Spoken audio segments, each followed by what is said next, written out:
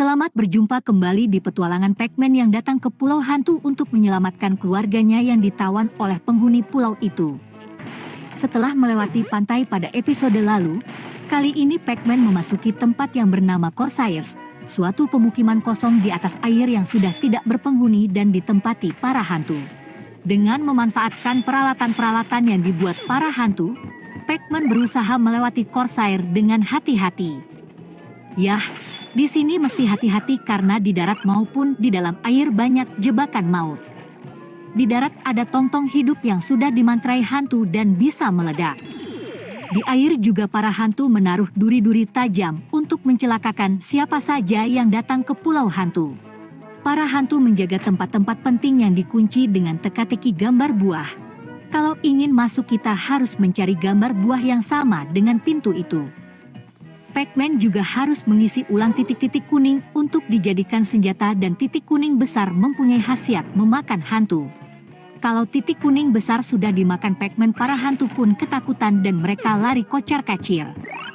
Giliran Pac-Man yang mengejar mereka. Sejauh ini Pac-Man masih belum mendapatkan petunjuk satupun tentang keberadaan keluarganya.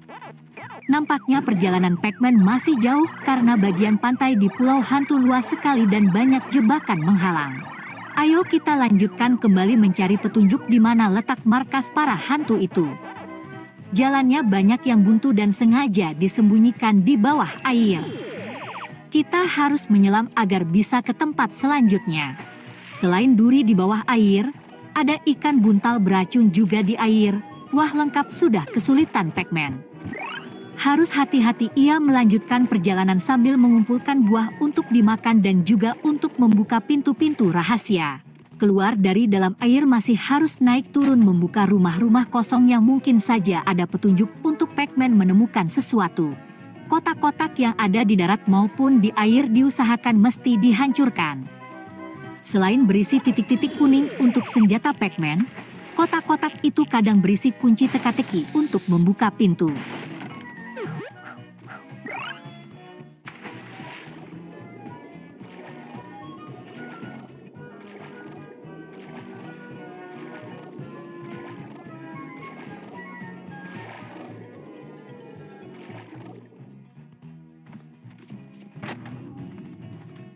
Untung juga ada baju besi bisa dipakai untuk menghancurkan kotak dalam air.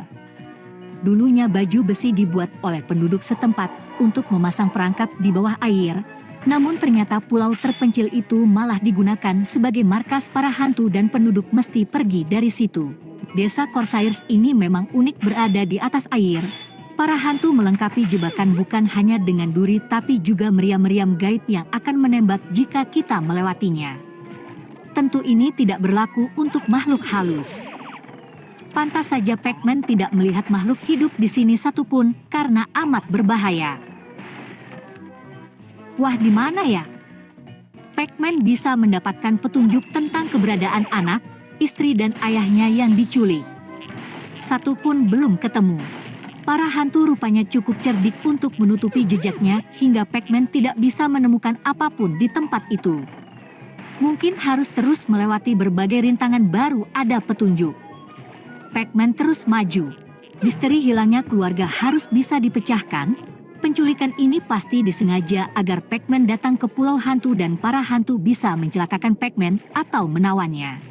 Yah, para hantu sudah mendengar teman-teman mereka dikembalikan di akhirat dan tidak bisa kembali lagi oleh Pac-Man dengan perantara titik kuning besar yang bisa memakan para hantu. Ketenaran Pac-Man sebagai pemakan hantu membuat para hantu mempunyai rencana jahat memusnahkan Pac-Man. Kali ini dengan menculik keluarga Pac-Man mereka ramai-ramai akan menangkap Pac-Man.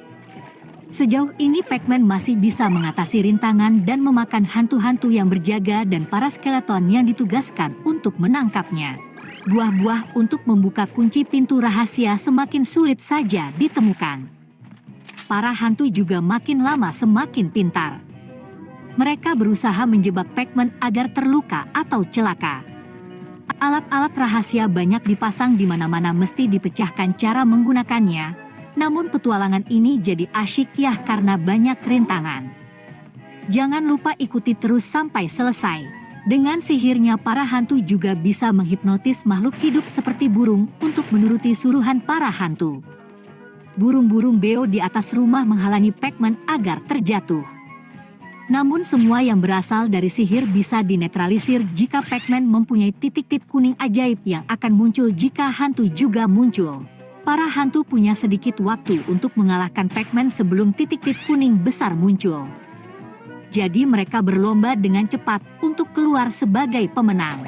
Kalau sampai Pac-Man berhasil makan duluan titik kuning besar, maka ia punya kekuatan untuk memakan para hantu. Itulah yang selalu ditakutkan hantu. Siapa sih yang tidak ngeri dikunyah seperti pizza? Hantu-hantu itu pun selalu ketakutan. Kita kembali lagi ke Pac-Man yang masih kebingungan mencari jalan menemukan petunjuk keberadaan keluarganya. Ia hanya maju dan maju menghadapi berbagai macam rintangan di depan. Pasti di depan sana ada petunjuk, begitu Pac-Man berpikir.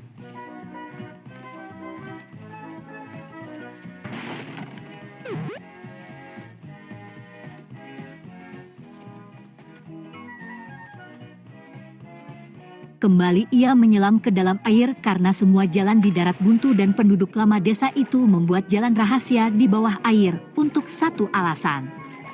Jalan rahasia itu dipakai Pac-Man untuk bisa sampai ke ujung desa. Siapa tahu ada petunjuk baru di sana.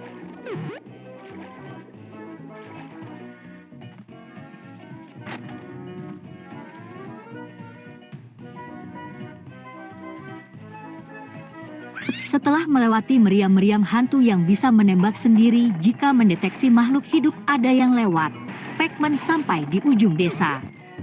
Dia melihat sebuah meriam besar yang mengarah kepada jalan berikutnya nanti, entah menuju kemana. Jalan itu harus dibuka dengan meriam. Bergegas Pac-Man mencari cara agar meriam itu bisa menembak. Ia berenang ke ujung desa dan mencari kode petunjuk yang dijaga para hantu. Ia harus bisa mengalahkan hantu itu agar bisa mendekati meriam yang mereka jaga. Namun agar meriam itu bisa menembak, rupanya petunjuknya ada di dalam air. Ia mesti mengambil baju besi yang dijaga oleh seorang skeleton alias tengkorak hidup.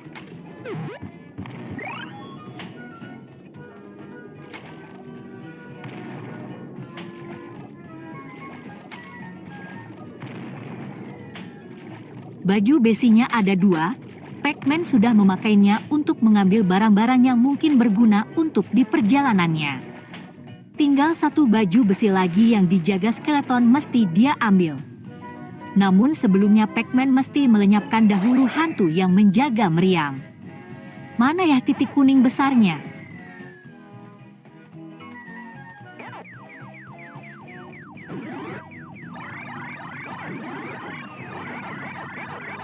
Nah, sekarang saatnya kita memakan para hantu dan melanjutkan mengambil baju besi terakhir untuk mengambil kunci di dasar air. Pac-Man lalu melompat ke dalam air. Ternyata yang menjaga baju besi ada dua skeleton, satu di bawah dan satu di atas. Tanpa menunggu lama, Pac-Man segera melumpuhkan mereka dan bergegas memakai baju besi terakhir untuk menghancurkan kotak buah yang menjadi kunci naik ke atas meriam. Wah, saatnya mencari petunjuk di tempat baru. Di sini tidak ada satupun titik terang mengenai keberadaan keluarganya.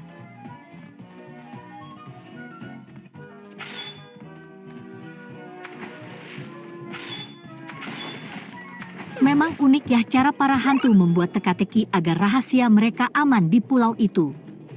Untung dengan kecerdasannya Pac-Man sudah bisa memecahkan kode rahasia mereka.